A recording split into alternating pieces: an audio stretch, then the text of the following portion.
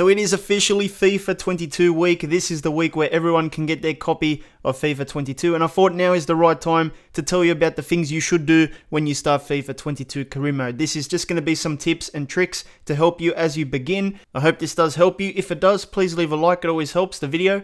And also make sure you subscribe. We've got a lot of FIFA 22 content still on the... Alright, so before you even start career mode, it's very important that you download the latest squads. This helps you put all the latest transfers into the game. It also updates player stats. So very, very important before you even start career mode, make sure you download the latest updates for your squads. Pretty much go to the customize section, go to edit teams, and then look for download updates. There is another way to do it if you load up career mode for the first time, but this one is an easy way as well. And pretty much it will download and apply the latest transfers, stats, all that kind of stuff. So when you begin your save, you're rocking the latest stuff and not something that's outdated. Alright, the next thing you need to decide is if you want to play manager career or player career. So obviously, a lot of people, probably for the last couple of years, just go straight to manager mode because player career mode has not been pretty much updated over the last couple of years. But this year, it could be a little bit different for people. If you didn't know, player career has got a bit of an overhaul. It's got new features, so it is a better experience this year. But you still might want to play manager mode, which has the new creator club feature, which is awesome as well.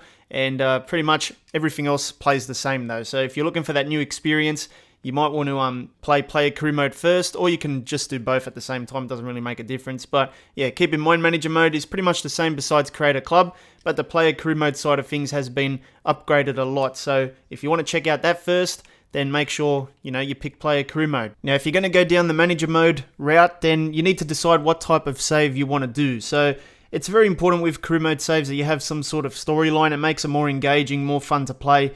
If you're going to do a financial takeover, then there's ways to inject money into your club before you begin. You might want to do a rebuild with a club that you think is not performing well and needs a rebuild. There's road to glories as well. There's so many different challenges you can pick for certain clubs like Barcelona who have high debt and all that kind of stuff. There's so many ways to play career mode if you want to look for different types of storylines. If you're like me, sometimes your first save is just starting with your favorite club. I always pick United first because I want to play with my team that I support, but other people like to have that road to glory or that rebuild, that kind of stuff there. Now, if you're not going to use an authentic team, of course, we've got Creator Club this year as well, which is going to change the way a lot of people play career mode. So there's a lot of storylines you can do here. You can put this club in the 4th division in England and do a road to glory type of save where you go all the way up to the Premier League. You can even throw them in other leagues around the world. You can do the Bundesliga 3rd division. You can even throw them into the best, so Serie A and that kind of stuff. It all depends what you want to achieve out of the save. You just have to replace a team here and you can get on your way to joining that league, and you can select a rival as well. So pretty much it's going to be nice because you can just have total freedom in how you want to play this. And what's also sweet is that you can do a storyline with your squad. You can have a very young squad, you can have a young squad, a balanced squad, a seasoned squad, or even a veteran squad where a lot of players are more older. So if you want to do a very young squad, that's going to give you more time to develop the players. There's a transfer budget. You can set up to $1 billion. So you can do a financial takeover with your created club, or you can just do a very low budget save as well, just signing, cheap players that you can grow. There's also board expectations that you can create storylines out of. Do you want to be a football giant or a small club? Youth focused, domestic focused, heavy debt. So there's a lot of options here just for create a club as well. And I think that's pretty much it. Financial takeover, yeah, we've got $1 billion there.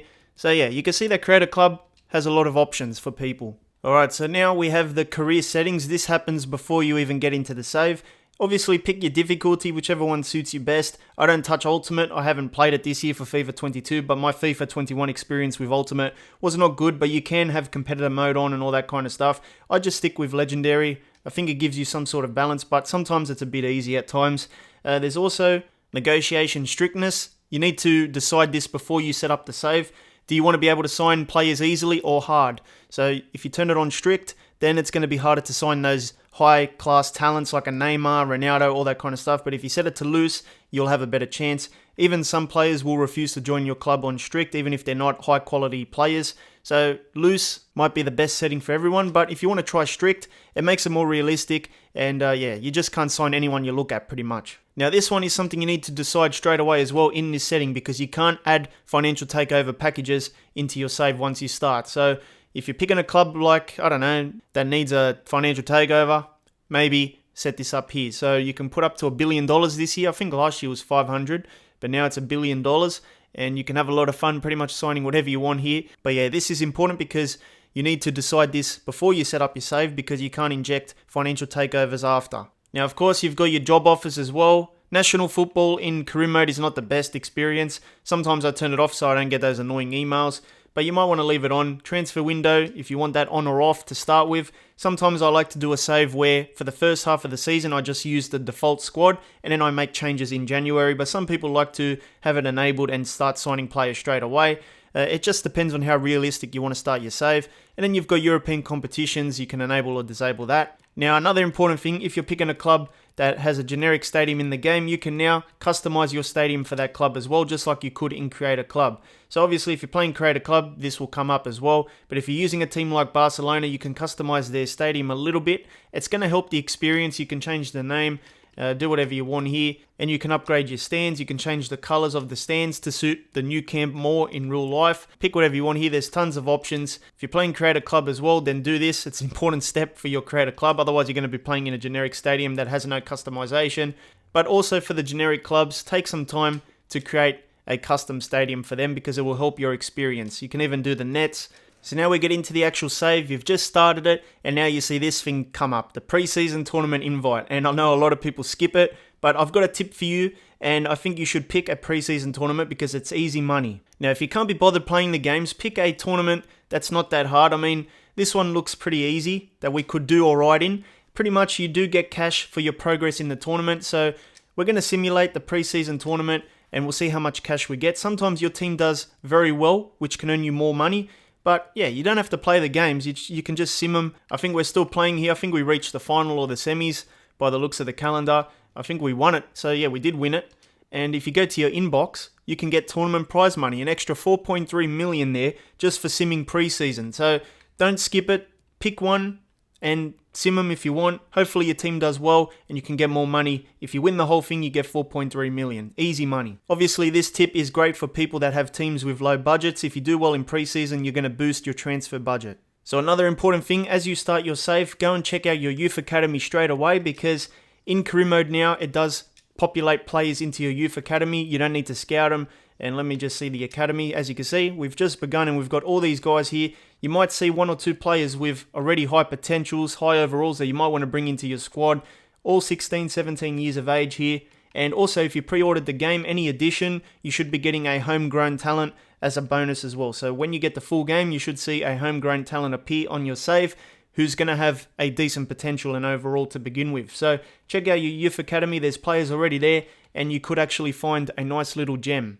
We've got players here that could reach a 93 potential if we scout them, 94 there, 58 overall. I think this guy looks alright so far. So yeah, just check out your own one when you start your save. Now, another thing you need to check before you even begin is your board objectives. You see that rating at the top there? That is an important thing for your career mode. If it drops very low, you could get sacked. So it's important to take a look at the objectives, make a note of what you need to do to boost your manager's score. Some clubs are going to be different depending on where they are on the scale. So a club like United has critical youth development, critical brand exposure, continental success high, domestic success critical, and financials very low. So every club will be different depending on the type of club and the money they've got and the players they've got and all that kind of stuff. So here we need to develop the youth. So sign 2 players in your youth academy assigned to the defender position. And then there's a long-term objective there as well. Brand exposure, get a streak of 5 wins in away games. Replace 3 players from the team. Long-term objective is there as well. We have to win the Champions League. You can also win the league title, the FA Cup. And also within the same season, sign 3 crucial players and make a profit of 118 million. So definitely check these things out because it affects your manager popularity rating and you could get sacked if it's very, very low. Now, another thing that's important when you start career mode is to train your players. So training is important in career mode because it's going to help improve player sharpness, which makes your players perform better on the field. It also does affect fitness though, so make sure you don't overdo it. My tip is that if there's players in the first 11, I usually don't train them because they're going to get their match sharpness from actually playing the game anyway. But when you get a training day, I usually just do a reserve team and I put the reserves in there. But you want to play the drills at least once because you need to get a high score and then you can start simming them. If you don't play the drill once, you're just going to keep getting D ratings every time you simulate. So we should be getting a D rating, as you can see, all Ds, and that's not really going to help you with your match sharpness. So you want to play the drills once, get a high score like an A or a B, and then you can start simming the drills over and over again each week. Now you also want to take a look at your weekly schedule, because like I said, you don't want to be training every day. So make sure you set up days of rest before a match. Do not do a training session, and have days of recovery as well. You can organize this in the thing, but there's also the rules where if you press the Y, you can access that menu, which lets you put a rest day before the match, a recovery day after the match, and you can even set up different weekly plans, whatever you want there. So yeah, make sure you don't have training days before a game and stuff, otherwise you could risk draining your players. So the next thing you should check out is the development section in career mode. That's going to help you grow your players. You can pick whatever player you want here. Let's pick maybe Rashford, and you go into development plan. And as you can see, we can set up different types of training. You can even convert positions. So you can target certain attributes with this system. So if we want to make him a wide playmaker, that's going to grow his passing stats more and his attacking position. If you want to make him a wide midfielder, that focuses on passing and also support midfielder, whatever you want there. If you just pick balanced, then it's just going to target pretty much all the attributes, which might not be effective for some players. Now, another thing you want to do is decide if you want to change positions for these players, because you can do conversions. So let's say Rashford at the moment is a left mid. I want to make him a striker. You can see that you can do that, and it will target certain attributes, and it'll tell you in the top there how long it's going to take. So 4 weeks to convert him to a striker. You want to get this done early, so by the time you start your season, these players are already good to go. Obviously, some position conversions will take much longer as well though. Now, if you do need help in finding players to sign, use sites like SoFIFA.com. They're pretty much FIFA databases, which gives you the full details of players. You can see their potentials, their overalls. There's even filters down the left, which lets you customize the age groups and stuff. So if you don't know who to scout, who to sign, this website could be good for you if you're just starting out and you don't know who to bring to the club. So that's pretty much all I can think of. If you did enjoy today's video, please leave a like, it always helps. And please check out this other FIFA video as well. Hit the card in the middle, it'll take you straight there. I'll see you next time.